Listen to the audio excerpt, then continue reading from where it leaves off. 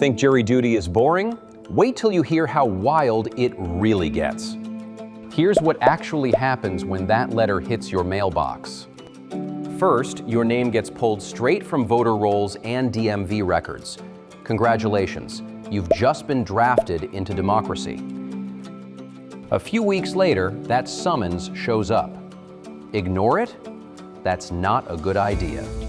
Skipping jury duty can mean fines up to $1,500, and in strict states like Florida, you could even see jail time.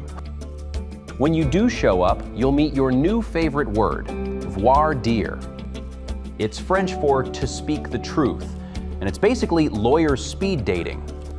They'll ask questions, judge your tone, and look for any reason not to trust you. If they don't like your answer or your vibe, you're gone. No reason needed. But things get even weirder behind the scenes. Some lawyers dig through jurors' social media like detectives, scrolling to find political posts, memes, or even the dog pictures that might reveal your mindset.